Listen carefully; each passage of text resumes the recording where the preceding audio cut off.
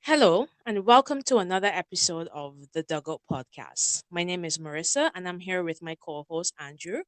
And for this segment, we're going to talk all things Manchester United. And for Okay. me, I'm just gonna get my popcorn and Uh-huh. just allow you to just start on this because I know you have a lot to say, especially given Man U fans have been quite loud over the last 24 hours, Man, not just considering that yesterday they beat a certain other team in red 4-0 in the preseason game. I mean, 1 minute you hear preseason don't matter. I know. Yeah, Man U fans happy again. So really, you go man, ahead. You go ahead. Marissa, the when he Bangkok Cup, man, he gonna celebrate a big trophy. Huh? Well, it's So a I tell trophy you, that Liverpool haven't won, so correct exactly. You know what I mean? My team will make him first. Um, I watch it. I start with a game. I watch a game. Okay, I watch a game. I was able to watch a game. Um, and I was following the preseason because there was a lot of talk about Ten Hag's first training session. We heard about the 5 rules or parental rules that he has for his squad. So there was a lot of talk about whether or not he'd be able to implement the rules and different things like that. And then obviously with the other little issue that we'll come to a little bit later, that has been, start plaguing my youth right now. So I watched again, and my youth,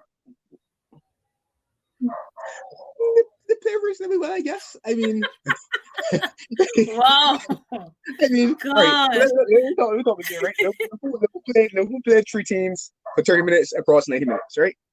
okay, So you have, I think I can tell you, I think the first 11 that Liverpool played would have been Joe Gomez and Nat Phillips with centre backs. 2 youngsters in the fullback area. I think one named Mabaya, and I can't remember who the left back's name was. remember your focus is supposed to be on Manchester United, not walking Don't us get me wrong. through about I'm how coming, I'm Liverpool coming, I'm coming to rotate Mayu. and okay, I'm coming, all right, I'm coming to Mayu. Don't worry about it. I'm coming to Mayu.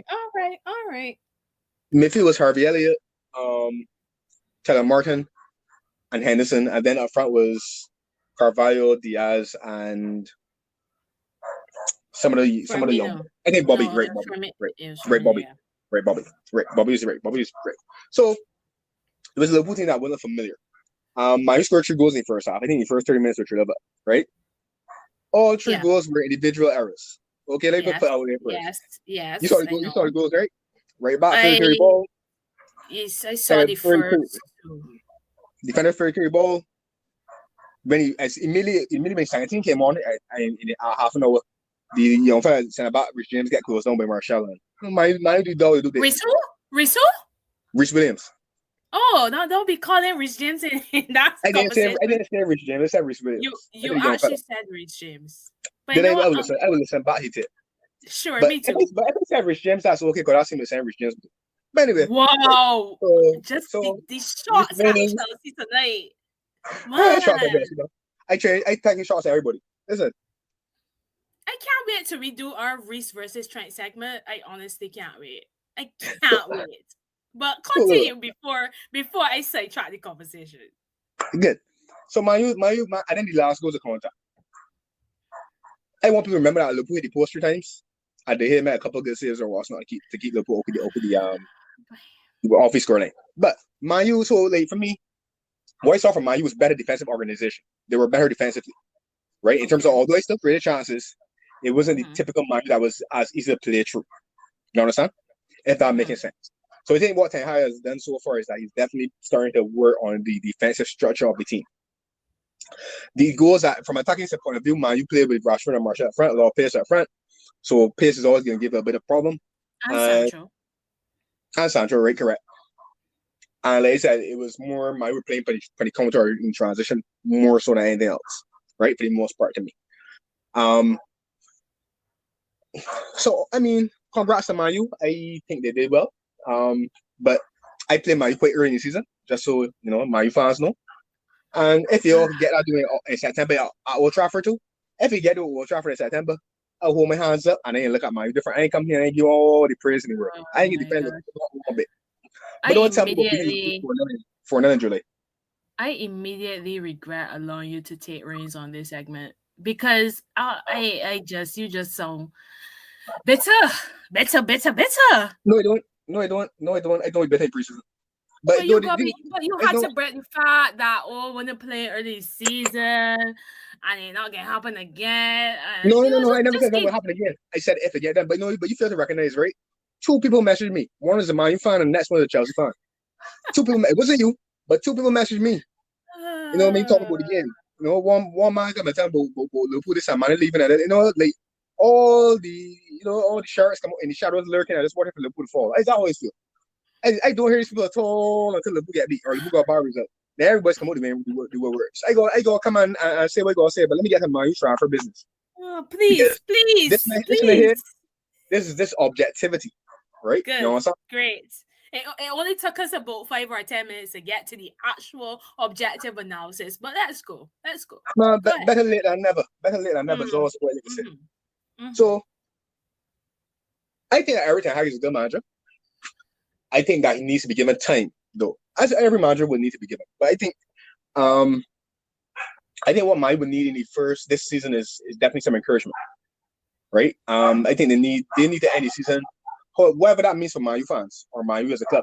They need to end the season with some sort of feeling that they're heading in the right direction, right? Rather than the feelings that they would have had in the last 2 or 3 years, where they felt as though, except with the exception of the COVID year, where they felt as though they were, potentially just going still or going backwards and being left behind. I still think the Man U squad has some decent players in it for Ten Hag to work with, but I do think it's going to take some gradual improvement. I think the most part, what everybody needs to recognize though is why Man U find himself in this position. Man U find himself in this position because of poor management decisions, and when I'm not talking about the managers on the pitch, although they have a role to play with it, I'm talking about the people in the boardroom. Right. Those decision makers at Man U have completely wet the bed, right? From the Ferguson retirement onwards. Yep. We brought in David Moyes. And I'm going to go back to what I said. I don't know if I said it last week, maybe I did this, but I said it multiple times. Big teams need big managers. David Moyes coached Everton. A team that, for all due respect, if you go off with a European place, then great. But most seasons, Everton's objective is first and foremost avoiding relegation. Am I right? For the most part. I wouldn't say avoiding relegation though. Yeah, it is because don't forget they don't have the aspirations for top 4, but there were a few times that they were thereabouts for Europe. Very rarely, but still. And to me, they never were really in a difficult relegation spot except last season. So no, well, they weren't okay. So they weren't in a difficult relegation spot because David Moyes was there for like a decade at Everton. Right. When he first came in, they were relegation candidates. He gradually improved upon that, and then don't remember that when David Moyes was there, they hadn't gone and take over yet, so they didn't have the money that they have now. So maybe no, not so much, although, because it started to do really bad. That's the objective again. But definitely, initially when David Moyes took over Everton, his remit would have been to avoid relegation. Then eventually it became, qualifying for Europe. They did qualify for Champions League 1 year, 2005, right, under David Moyes.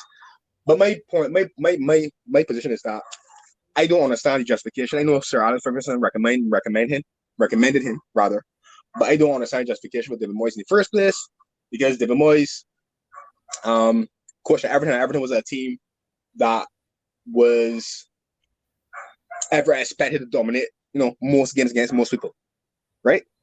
So there's a little bit of a discrepancy there when you compare Everton and Man U and what the expectations from Manchester United would be. You understand? Mm-hmm. I remember referring to said when David Moyes first came to the club, he remember one of their first training sessions that David Moyes went through about, so this is what your team does, and this is what we're going to do to combat what the other team does. And referring to said, I thought to myself, we're Man U, we don't worry about the opposition. See? Right. Clear mindset thing. And you get David Moyes a 6-year contract too. You're fair, he have for 7 months, right? Good. You bring Louis Van Gaal. No. for all Louis Van Gaal's success, Louis Van Gaal was never known as an exciting, flamboyant type of playing, stellar football manager, right? It was our organization first, and we got structure with the playing. You brought Louis Van Gaal, and then complain about playing stuff when you already get there. Well, you didn't watch your teams out to play at Bayern Munich and stuff like that. You should know that the man coming to play the big side attacking football. I don't know, but anyway, got rid of him. Brought Jose Mourinho. Similar thing. Although Jose Mourinho one is a little bit more interesting in terms of, I don't know. Personally, I don't know why that went wrong so quickly. If you want to chime in here, give me your thoughts about Jose. He's your former manager as well. I just think it's the typical thing that happens. I think I saw a quote. Granted, I did not read the article or watch the accompanying video, but I think Pogba alluded to the dressing room being toxic.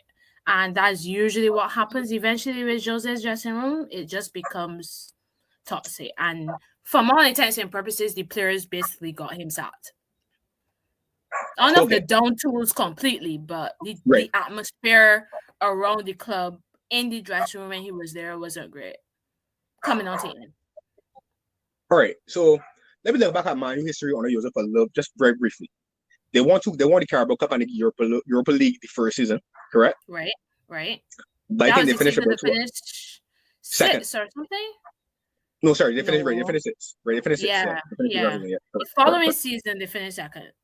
Right, the following season, they finished second, and they were about 12 or they were about 18 points behind Manchester City. Enough points. 18 or 19 points behind Manchester City. When Jose called it his greatest achievement as a manager. But that's a commentary remark, right? I think Jose is very clever. I think what Jose was trying to point out was that because of the financial disparity over what City would have spent. Because let's remember that when Pep came in, Pep finished fourth, I think, the first season or third. Yeah, he did. Fourth, I think it was. Mm-hmm. Right, and Pep spent a lot of money on players next season one title. So I think what Jose was trying to say was, the discrepancy between teams in terms of spending. Not only that, Jose was also trying to get backing from the Glazers to get the players he wanted. Yeah, but I think, but what I'm trying to get is that Jose is trying to say that, well, me finishing second to this team is not even further behind is an achievement because they are a very, very wealthy assembled squad. I think that's what Jose's getting at, right? So you're right. Get backing from Glazers, and also point out, right? But I think where it all went wrong is that I think what Jose likes to do when he comes to manage teams is I think Jose likes to challenge players. I've heard Lampard and different experts talk sports speak about it, right? He likes to challenge you to raise your game and raise your level. Yeah, and then usually if you don't respond to the tough love, that's when things often get sour. Correct. And Jose likes accountability, right? Accountability. Something that some of those Man U players that allegedly got him sacked, the same Paul Pogba that also only faced and documentary and this and that. He should be last boy thought, if as far as I'm concerned. Oh my gosh. Yeah, I start with he. You wanna know why? I will not tolerate any Pogba slander either. You like Pogba too? I think Pogba is a good player. I really, really do. What evidence you got? I will tell you my evidence, but then we can go down a whole long line about how he played beside Kante, and Pogba for France is different for that reason. So I can just spit out the argument and then you can move on. So go ahead. No, I told you why, and I said your argument all in 30 seconds. So just go. That was not my argument. Wasn't it? I might have mentioned he can't play for France because that's normally defense. He's performed well for France. I might have mentioned he can't. But even if you watch the Kante, if you watch Pogba at Man U and Pogba at France, essentially the same player. They really are. Their role is the same, right? To be the creative link in the midfield, right? The role is the same. The only difference is that the France team is stronger than the Man U team. But this way I have problems when people tell me that Pogba playing for France and yada yada yada yada. The only evidence that you got that Pogba's a good player is that you will tell me that Pogba win a World Cup playing for France, right? But let me ask you a question. And let me just ask a question. Seriously. Tell me one standout game that Pogba have tell me two standout games that Pogba have for France and one that you have for Man U. You tell me he's a good player. Tell me standout game. His standout performance. You can't ask me that question because it's not that I sit down and watch Man U week in, week out. They should. But hey, I watch it. I can tell you. Pogba had Man U watch my TV. This match is made. They watch my TV. even And if they that don't don't want mean to see I them, want to sit they'll down be and there. watch them. But listen, Pogba, Pogba had one start game for Manchester United like sure. Are you gonna That's the call the Manchester. City game? Yes, the City game. Correct. That's the one standout performance that Pogba had in the first season at Man U. Or second season, I can't remember which season it was. Maybe the first. Or was the second. I can't remember. But anyway, Pogba had one outstanding game for Manchester United. That was that game. Where you then set yourself, and I said to myself, I said like, okay, good. This is the how much it cost, 80 million or so? Or 90 million? 80. 80 right good. This is the 80 million pound record transfer player that we look that that has no arrived. This is the launching pad. And Pogba never fulfilled the potential. So the thing is, right, you talking about Pogba's a good player. And I ask you what's the evidence of that. Good players is got a body of work that tells you this man is quality. This man is exceptional. No, you can tell me all sorts of glimpses of Pogba. You can tell me also about potential. No, I'm not questioning Pogba's attributes, right? I'm not questioning his attributes. He can pass, he can tackle, he can, he's athletic. A lot of attributes. But has he ever been able to put it together in the cohesive unit and perform at a high level consistently since he met Manchester United? I would think no. Okay. Am I wrong? No, you're not wrong. Consistency has always been his biggest issue. Correct. No, I know people will then some people tell me about injuries and loss of form and this and that, change of manager, da. But Pogba's part of the reason that you was to get stopped. As far as I'm concerned. Yes, definitely. Pogba's part of the reason you was to get stopped. So tell me about his loss of form. And he was injured a lot under Ole case to be, but even when Pogba was fit and he played, Pogba never tackled a game and dominate game in the fashion that Yaya Toure would. I just don't with Premier League, I'm not with Champions League. For France, I can mention before Conte do I running for Pogba and different things, but it's not only Conte, it's other players too. Mbappe, other players is figured into that setup. No, so all Pogba really got to do when he get the ball past it. Or for example, the last European Championship when they lost to Switzerland. Remember how Switzerland equalized? Pogba lost the ball and they said nothing wrong back. Remember that? Then they had a point where Pogba had the ball and instead of releasing the ball, Pogba dwelling on the ball. Pogba's making a lot of bad decisions when he in possession of the football, and that's Pogba's problem. I don't know. I think Pogba. This me. And people say I joking, right? But I personally believe that Pogba is playing for highlights. Pogba, in my opinion, should be a cricketer. You know what I'm saying? He should be Chris Gill, right? Hit the ball for bowling for 4 and next time I watch it. So Pogba don't want to run behind it. As much as they all tell me that Pogba's a good player and Pogba this, and I'm not saying that. Like I said, I think Pogba has good attributes. Has Pogba proven that he's a good player? Has his body of work proven that he's a good player? I tell you, I ask you what's the most standout game he had. We talked about the Manchester Derby. Is there a standout game for France? Some boy might tell me score goal in World Cup final. That's all well and dandy. But scoring a goal doesn't make the performance a standout performance. Just telling people, in my opinion, that's what it is. Pogba's body of work has not justified, and this we're getting into transfer business. Pogba's body of work has not justified Man U keeping hold of Pogba. So I was very, very disappointed. I was very, very annoyed and very irked to see that Pogba had a problem with the fact that Man U didn't offer him a better contract. In fact, if you ask me, and I'll be talking about who in the ballroom, if you ask me, you shouldn't get a contract at all. You know what I'm saying? That's the point I make. So Man U, that's one of the best decisions Man U made in a long time. Not extending Pogba contract. Real talk. Because he don't deserve it.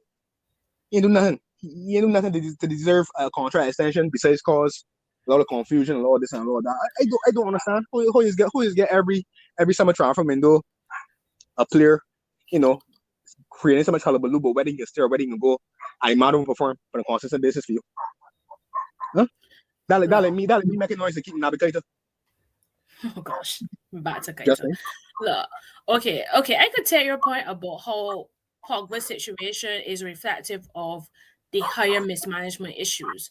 But I will argue that we're also continuing to see it now with this whole Frankie de Jong situation, who I think they're probably looking at as Pogba's replacement. But this Frankie de Jong situation is becoming increasingly protracted to the point now where is this deal going to get done? Then you have the other issue of they're focusing solely on Frankie de Jong, but then you also had Nemanja Matic leaving on a free this summer as well, who probably needs replacing as well. Who are the targets for that? Then for me, you have Ten Hag saying Maguire is going to remain captain. And I assume that if Maguire is your captain, Maguire is expected to start most of your games. So then you look at to buy this centre back from Ajax to play where? Is he going to replace Varane? So for me, there's a bit of a. I'm not saying Man United don't need a centre back, but I'm just saying the decisions that are being made right now just seem very scattergun, in my opinion. And we Okay. haven't even touched on the whole Ronaldo may leave thing as well. I got a lot to say about that. But you see, you cut me sharp on Pogba, right? Because I was going to lamb this Pogba tonight. But anyhow, I got enough to lamb this. Because I can talk about here, I've managed to. Like good, not before. No, sir. Anyhow, because I think a lot of these players are arrogant. Some of them are arrogant, and they feel that they should be catered to. I Yeah, think they're Pogba's one of those entitled. type of, yes, and Pogba's one of the type of players. So many people, when you tell me Pogba's a good player, correction, he has good attributes, but he has not consistently shown that he's a good player, right? And that's down to his on-field performance, right? And we can point out a lot of things. He changed the manager, he changed the system, the injuries, whatever the case may be. When Pogba got on up and argue that he was 24, 25 when he went back to Manchester United. He's now 29. When is he going to open up and say, well, yeah, I didn't play my best football, full stop? We're really back to Pogba again. No, not right Pogba again. He's not the main issue. But let me segue into this. No, he's part of it. Let me segue into this. He the young, but he's going to be Pogba's replacement. He ain't Pogba's replacement. He's Pogba's enhancement. You know what I'm saying? Tell you? Oh Enhancement. my gosh. Because the reason that you want Frankie de Jong is because Manchester United has difficulty playing the ball off right back, right? Because the guy is not a goalkeeper that is known for his footwork or his distribution, rather, and Harry Maguire's form has been very, very bad. And then you got Scott McTominay. That's being nice. Scott McTominay in midfield and Fred. I like Fred. I think Fred's an honest, hard-working player. Scott McTominay in a good. And as soon as matching, they realized that they do the Harry Banks and Chelsea for one football team. You know what I'm saying? But anyway. But the thing about it is, I'm not arguing against the De Jong signing. I think he's a good player. My issue is that they haven't got any deal yet.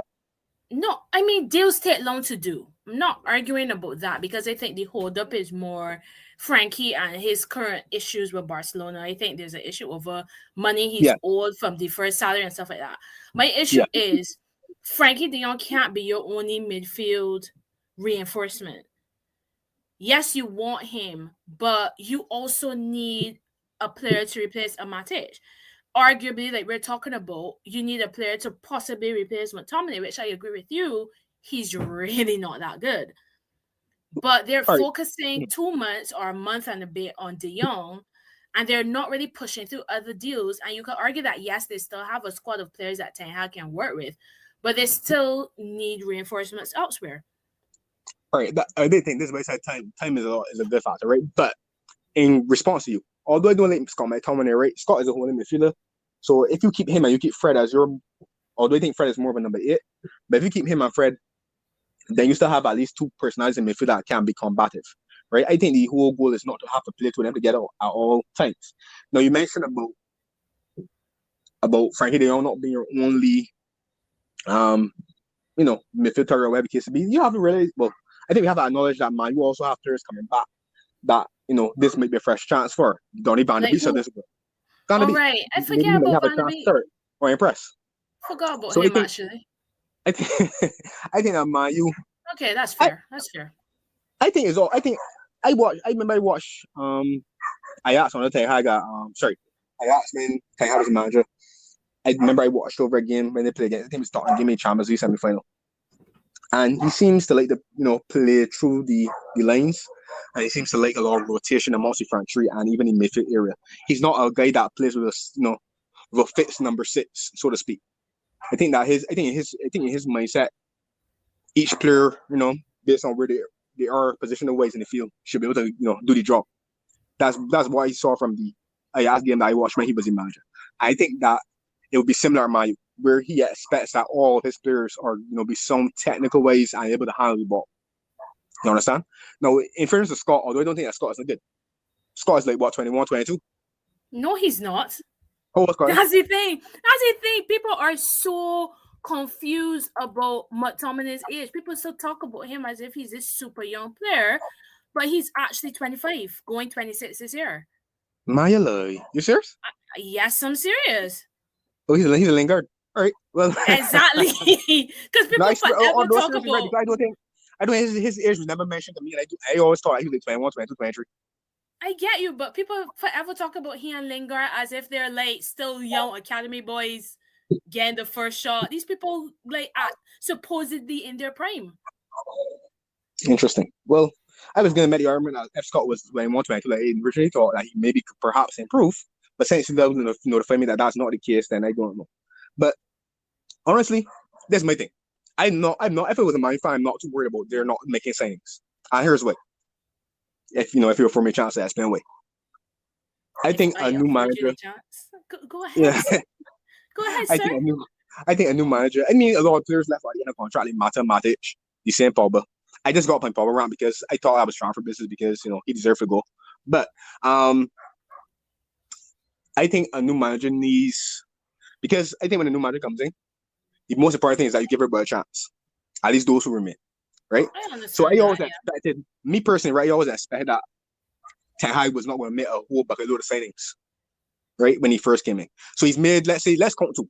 Harrison has agreed in principle to join, and you got a left back from Feyenoord, Malacio. That's a signing that I don't understand, though. I'm sorry, I don't I can explain understand. something in a minute, but he's made two signings. So what Ten Hag's position is that okay, I'm going to coach the team that I have here to play the way I want to play, correct? For the most part, I'm going to keep the team intact and coach them how I want to play. And And then then you will start. see, I think you start to see from January onwards. Then they start gradual, phasing out of players who don't fit. But you gotta give everybody a chance. You can't. He doesn't come in and say, "Well, sell, well, Tom." he did say Sell. that. He did say Yeah, that everybody has a clean slate. But I've also heard rumors that he said that they need at least 6 players too. So there's yeah, that. but I never expect him to bring 6 players in one transfer window. Hmm. Yeah, that's it. That's it. It might be a loose statement, and not necessarily mean one transfer window, but it might mean okay, why can't I need 6 players to come into the first 11, or in next 2 or 3 transfer windows that will get a team up to speed. Or get a team to back to challenging or what's not competitively. I think that's more what that statement might mean for Eric Ten Hag. But I think he's a good manager. I think once you give him time, they should be fine. I want to apologize for my Pogba rant. Just that Pogba's getting me worked up because he's entitled, and and I don't want to wait arguing with Pogba for because I'm a Man fan. But I don't want we are. to Look at see how boys we and respect big clubs. even in apologizing for the Pogba rant, you go I back haven't Pogba. on a Pogba rant. I Oh my ain't gosh, ranting about Pogba. let I'm not it ranting about go. Pogba. He's No, at Juve now. Let it go. we have Let to it talk go. bookie. We have to talk bookie. Yes, when it's pertinent to the discussion, sure. Right. Well, I won't have a discussion. But Go ahead. I still want you to address the centre back issue though, because if Oh, Maguire stays as your captain, you bring in this guy for 50 million, 60 million pounds. Where does he play? okay. So here's the thing. I don't. Okay, honestly, right? I don't know. It's gonna be interesting how it plays out. But what I can tell you is that oftentimes there's a club captain and then there's a team captain. What's so funny? Yeah, It's true. But I just don't see that happening. listen, Henderson is the club captain of Liverpool, right? But really, truly, the team captain is Van Dijk. Really, and truly. All due respect. Henderson is the captain of the club. He don't, but the man is really captain. I don't really Urban is Van Dijk, right? Van Dijk is really leader up on the field, to be honest, right? Not saying Henderson isn't a leader either. But what I'm trying to say about Harry Maguire is that, and I really shouldn't put Harry Maguire in that more either because he hasn't been there as a Man U captain that long. But I think again that's all about giving the man a chance because I think it would be harsh. I honestly, regardless of Harry Maguire form or whatever case, I think it would be harsh for Ten Hag to come in, having not coached a half a season yet, and say Maguire's new captain. Sorry, somebody else is new captain, whether it be Fernandes or De Gea or whatever the case it be. Fair The enough. question will ask yourself, right, is why Maguire the captain or my first list? I still trying to find That's these madness leadership to me. qualities that Ole believe that Maguire might have had. I still looking for them. I just don't even understand. That But was a bizarre call. then again, to quote Harry Maguire in a recent interview, he can't be that bad if all the managers play him. That's true. Harry Maguire's strength. I just quoted the man. And I arguing. When Myers thought all nonsense already. Or he saw all nonsense. But listen, Harry Maguire's strength is bringing the ball from the back. Right? And we all understand In the air. the national team. Well, who in the air? Harry Maguire, dominant to you, I ain't said dominant, but he's good in the air. to you. Yeah, but he had pun things. Hardy ball he ain't, but he do a tiny ball. Anyhow, fair enough, but that's neither here or there. Point back in is that the way how, and that's the problem. The way how, especially with Manchester United, because the way how Man U would like to play, which is out the back and build the attack. You understand? That's what Harry Maguire team for. Now, I'm not criticizing Harry Maguire's ability to do it. I think he has the attributes to do that too. I just think that Maguire's form since the World Cup or the European Championship, since the European Championship, has been so bad that that has almost meant that style of play last season impossible, nearly impossible, because he's making too many individual errors, right? And then the other men around him, because it's not. Because one y'all is just Maguire, but it's not all on Maguire. You got Wan-Bissaka, you want to bring back and buy Wan-Bissaka. See that Yeah. Who made that decision? Who told one of that? Who told one of that saying Wan-Bissaka? I saw Wan-Bissaka for To be Palace. honest, I mean, I know you probably can see sorry at Crystal Palace. You didn't think he was all that, but I thought he was a good sign at the time. No. Okay. I did. I really did. Fair enough. But the thing is, right? But I was going to say that I didn't think he was all that. Thinking about how Mayu won't play, Mayu gets more seasons to be ball dominant, and especially becoming create chances. Why you, he? Yeah, because he's more of a defensive fullback. The one quality that I saw Wan-Bissaka doing, I was like, okay, pretty good, huh? And then he raised him, I can't else. It's like tackle, I win the ball. Oh, the man do slay tackle, win the ball. Dump on the ground, put the ball away. He lack composure. He ain't confident with the ball. To be honest, he don't want it in tight areas. I'm a lane. He don't want it, right? The same as I said, if you want to play everybody, you go back, keep it out, can play the ball feet. Hence, Edison or Alisson Becker. So playing the gear who ain't comfortable doing that job either. You know what I mean? Yeah, also trouble. Right? And that's the reason I was precisely afraid, but that's the reason I would have probably had to play a double pivot with McTominay and Fred, because he wants an extra man in midfield to help, give an option, pass an option to. Right? But the problem is that McTominay ain't going to be back to goal either. If you look at McTominay's style, be back to goal. And that's where McTominay need to go and watch Henderson to get Henderson a little plug here. Watch how Henderson receive the ball. Before the ball comes to me, I look wrong. Where are my passing options? So you want to know where you want to do the ball before the ball gets you.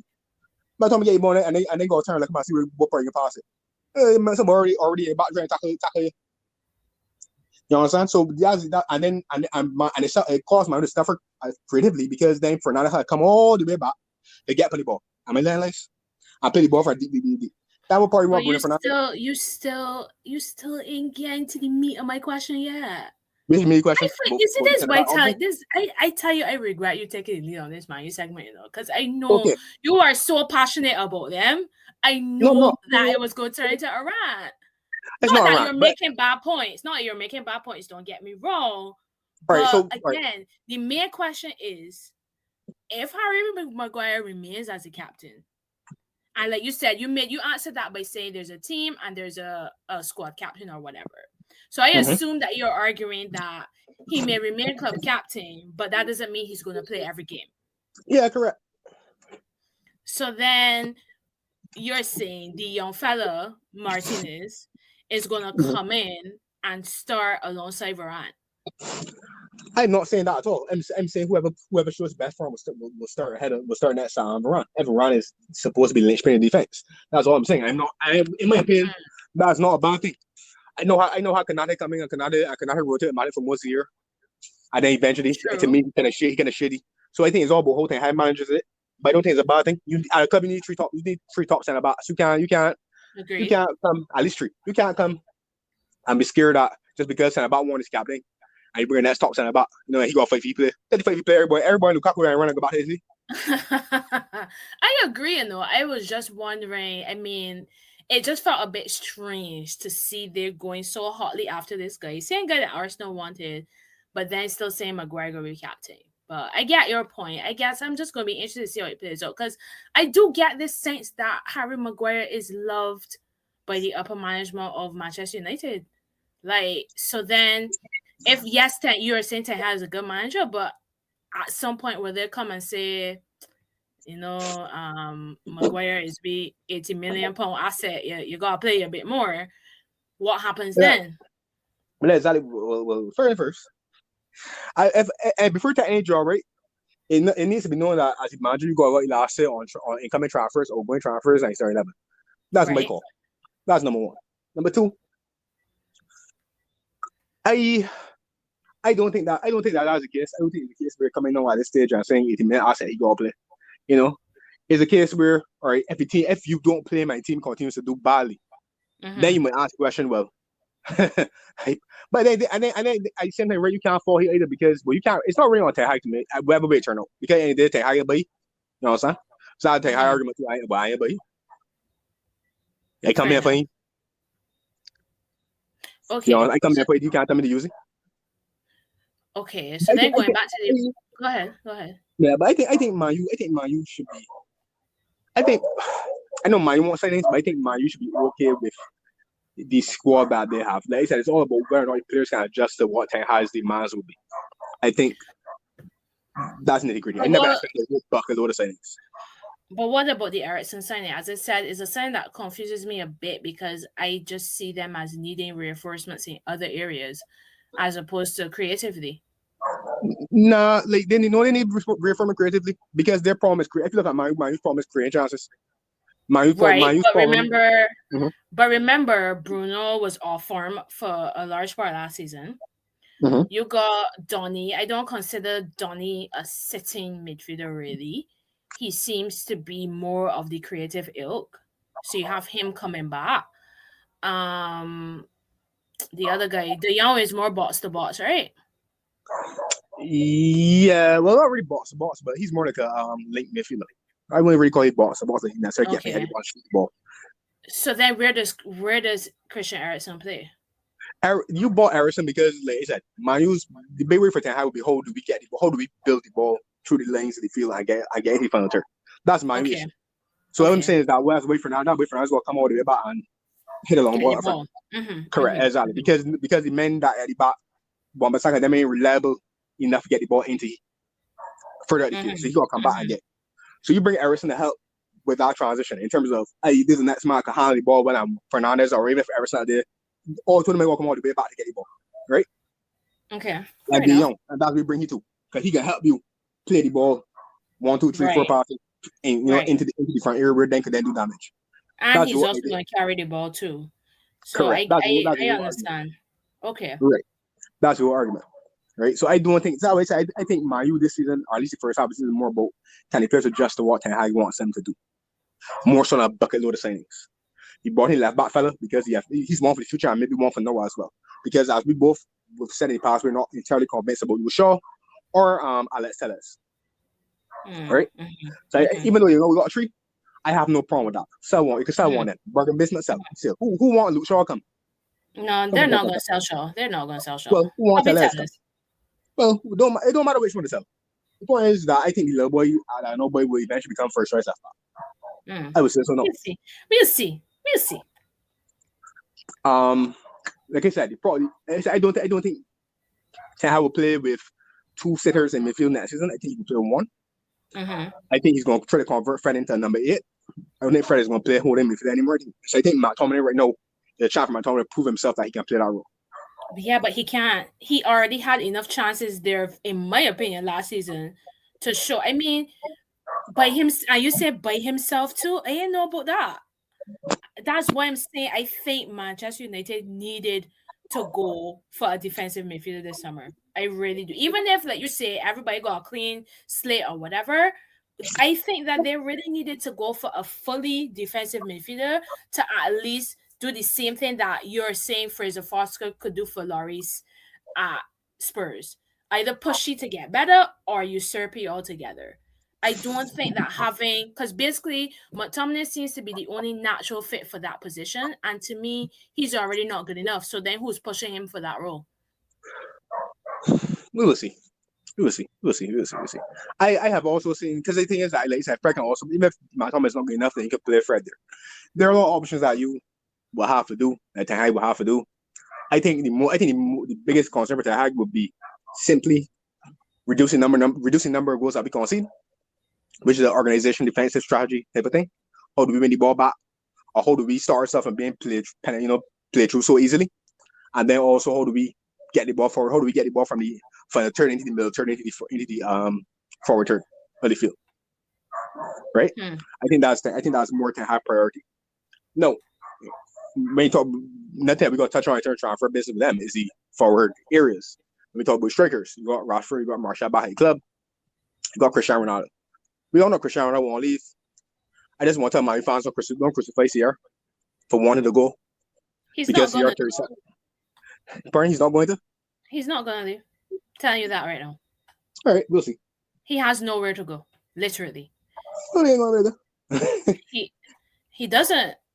PSG have already said no. Real Madrid is not going to take him back. I remember he wants to play Champions League. I can't see him going back to Serie A. Chelsea's not keen on the move.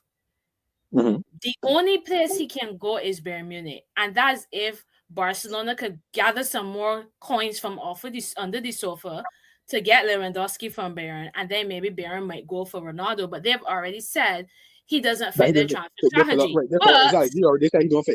That might change. You never know. So to me, I actually think Ronaldo is gonna end up at Manchester United at least for the next year. That's tough. But in the event that he does go, I'm not surprised that he wants to go. No, I'm not. Really. He's 37 years old. He need to win now. He ain't got 2 or 3 years to wait for Ten Hag to rebuild it. He got to win now. So he doesn't go now. I don't share the same sentiment as you in terms of that. He ain't gonna go because I know a lot of times a lot of times are always 31st. He will. Fair. He will find. He will everywhere. If he's to leave, he will find a way. He will find a way. He never got below his contract. He will find a way. He's a millionaire. Where will he go? Where will he go? Trust me, somebody would take him. If he was above his contract, somebody would take him. And like I said, he will find a club. If he's to find a club, he will find a club. Don't worry about that. Don't worry about where he go. If Cristiano Ronaldo find a club, he will find a club. Trust me. I honestly, that's tough. I know Ten Hag says that shares in Cristiano Ronaldo is in his plans, but I honestly don't know if Cristiano Ronaldo. I mean, this guy's never played Europa League before. Just never played Europa League. That's tough. But I guess that's his fault for getting back to Manchester United in the first place. Thinking that the team was getting in the right direction when they were going to Solskjaer. Letting kind of tricky. Whatever. Being serious. What is that? The crash in the pool, man. Poor But nah, also I think Sarah. You say you won't. You think you will leave. I still think there's a chance he will go. So we'll see. Stay with us. We will see. Yeah. So I don't know though. I don't know where Man U's gonna go. I'm gonna keep my eye on them. I didn't get to watch the preseason game. I saw the first 2 goals, but mostly in the highlights package. So I didn't even see full highlights or anything. But I think I'm gonna keep an eye on them in terms of their style of play and everything. Because they're a side I wanna keep an eye on. Man U will improve this season. They will improve this season. I believe that they will improve. I would be surprised if they don't. That's me. Well, I guess that everything. I do think gradually. It'll be a slow progression. So I think gradually some players will change. Matt is, the Martials. I think gradually, Ten Hag will change them and let him bring his own players gradually. Okay. Yeah. So we'll see what happens. Well, time will tell, indeed. All right. So, folks, any last things you want to cover? No, I just gonna be interested to see how the transfer window progresses from here. Chelsea making some interesting moves, some interesting links coming out for other clubs. So we'll see how the transfer window goes. Season starts in less than a month. So yeah, we'll see. Yeah, we'll see. I actually, just because of being for no, I ain't watched some more matches again preseason. Wow. I ain't watched some more. Wow. So I've been watching two things this preseason. Liverpool and matching there. Great. Because but I mean I have to because I already put on the go on it and I tell people that I got them early September. I run them out. So I watch them. And we'll see what happens. But I also need to explain the irritation came from the fact that people got a fellow by Nurkic for course again. Well, a lot of time about Darwin Nunes and all that foolishness, right?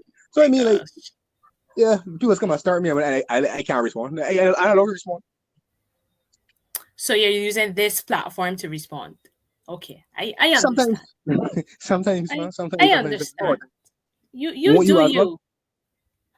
Pardon? Well, I actually want you as well. Won't you use the platform to respond to any criticism of Chelsea this season? Occasionally. Listen to me. I am used to people being on Chelsea's back, so I just let people say what they want and let my team do the talking on the pitch. Okay. All right, guys. Well, I understand as a Liverpool fan, y'all aren't really used to criticism, but let's not go down that road. hang on, answer. But anyhow, thank you for joining us for another episode of the Double Podcast. It's been a pleasure. I'm Andrew. And I'm Marissa. I will look forward to hearing you again next time.